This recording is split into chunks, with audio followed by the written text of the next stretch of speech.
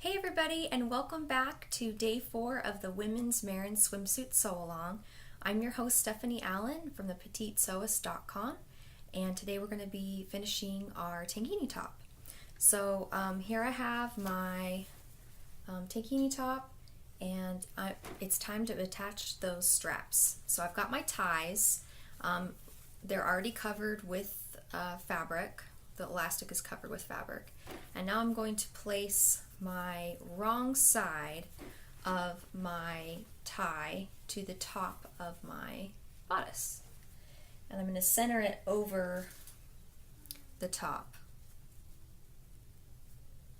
I'm going to pin that in place, take it over to my sewing machine, and I'm going to sew this seam across the top of it at 3/8 of an inch. Alright, so once I've got both of them done, I flip it over like that, and I'm going to sew my front elastic in. Alright, my neckline is all pinned up. I've got that folded over, so I'm going to go ahead and zigzag across to top stitch that neckline. And I've got to pick my length and width of my zigzag, and I can always change that, but I want to have a little bit of a longer stitch length with the zigzag.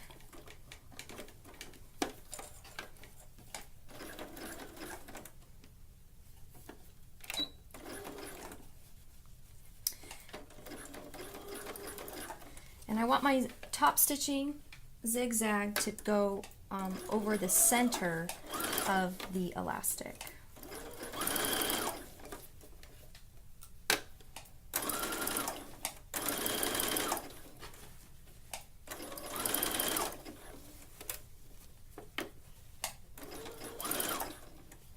Alright, I'm coming over a tricky part here.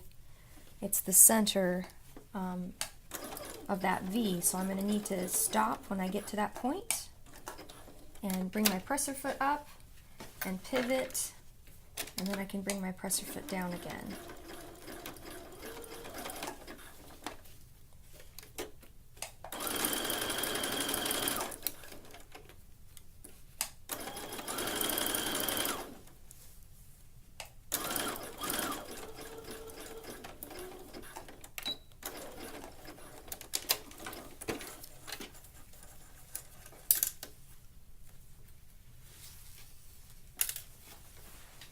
Okay, all finished. The neckline looks pretty good. Maybe a little hard for you to see the stitching, but it's there. There we go. And now I'm going to attach the ties. Alright, for those loops on your back, I had you mark the 3 notches, but you really only need 1 of them, so you need to decide where you want your loops to be. Try on your suit, see where you want your ties to cross in the back. I liked the first notch, the purple mark that I've got right here, so I'm going to use that. I cut off 2 inches from my ties right here on the edge of my ties, and I'm going to fold that over, and that's going to be my loop. So I'm going to apply this to the right side of the fabric with the ends pointing towards the edge. I'm going to secure that, and I'll be right back. My loops are sewn, and now it's time for me to flip the back edge over. So I'm flipping it over all the way up to the top and in so that I can top stitch the back. This is going to secure the elastic the way that we need it. And I'm using a combination of Wonder Clips and pins here. The pins are great for areas that are hard to stitch. Okay, so I've got it all pinned up, and notice my loops are pointing in now. Okay, time to top stitch. This area at the top of the strap can be quite bulky. I did smash it with my hammer. I pounded it with my hammer a few times, and I did that with the strap junction, or the the tie tension as well. I'm using my zigzag stitch to top stitch. I've got it at about a length of 4, and I think the width is at 2.5.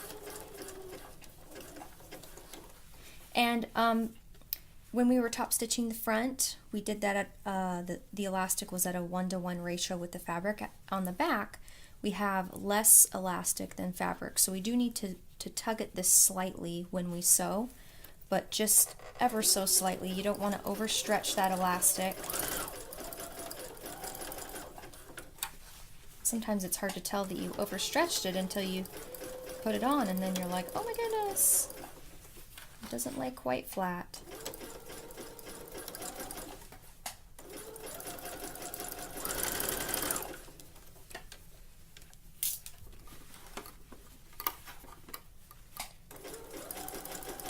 I always go really slowly over bulky areas.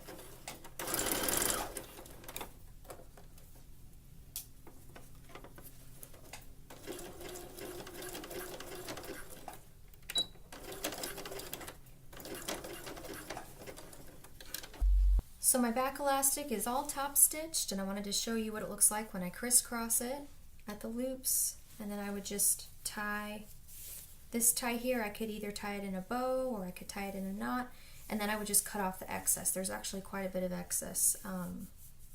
So this is great because it gives people with the 3-loop option plenty of length of a tie to do that with.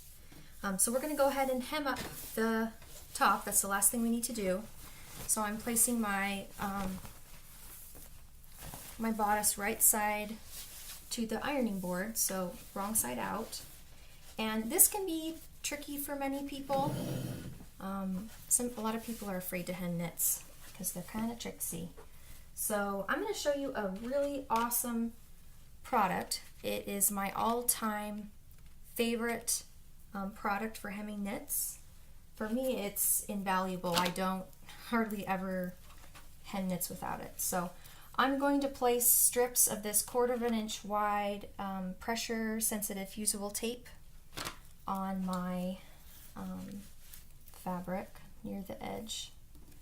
And I usually cut these in about 3-inch strips, and then I fuse them to the fabric once.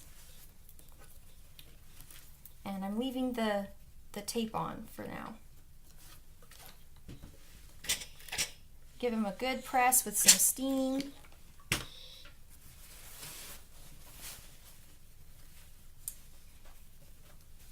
Maybe you feel confident enough that you don't need to do this, or maybe you don't care if your hem is a little wavy, but there's a lot of people out there who get really frustrated when they're hemming knits. And I know everybody has a part of a knit project that they dread.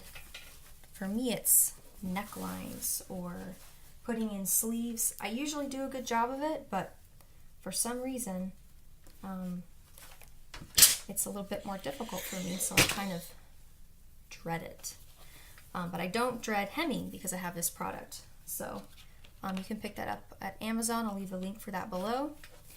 And we're going to continue putting this on. I got to grab my scissors because I don't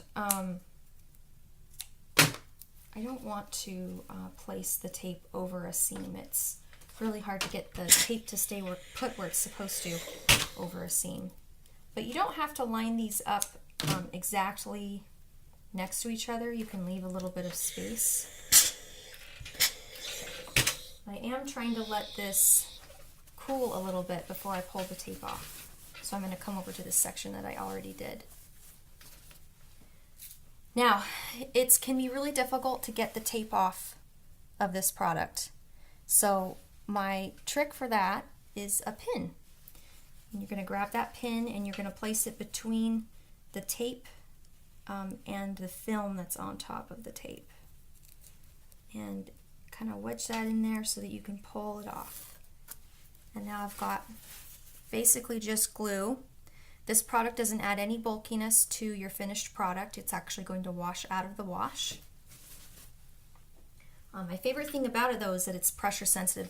There's several different products on the market that do kind of the same thing, but this is the only product that actually sticks and is pressure sensitive before you iron it in place. So I'm just folding up my hem line. Your hem is 1 inch. My top ended up being a little shorter than I thought it was going to be, so I'm only going to fold it up 3/4 of an inch. And so I can stick this down. A lot of products don't stick until after you iron it a second time to tack that down.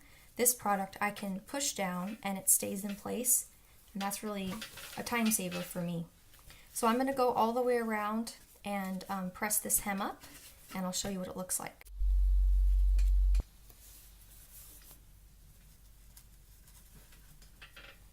Alright, I got that all tacked down.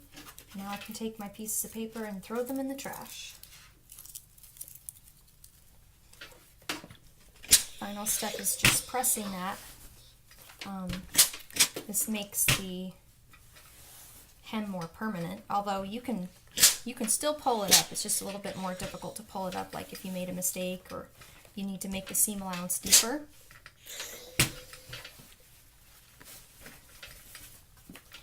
But this product has made more of a difference for me, I think, than getting a serger.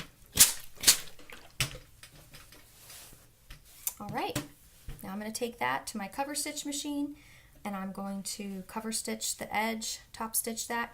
You can also use just that zigzag stitch that I've been using throughout my project. You can top stitch with a zigzag stitch, or you can use a double needle in your sewing machine.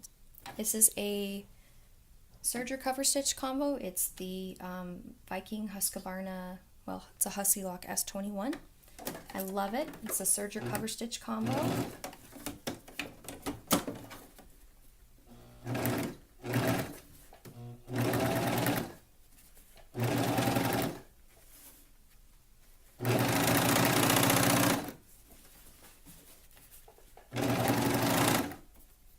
Going to make sure that we caught that on the other side. Yep, we caught our stitching on both sides of the fabric.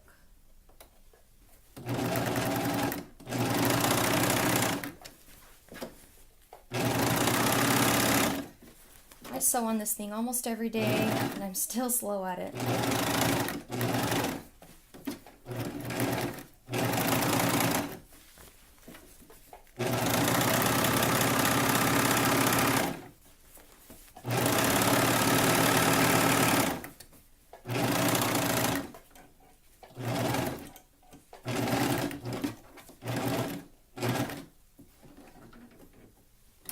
Ta-da! It's all finished.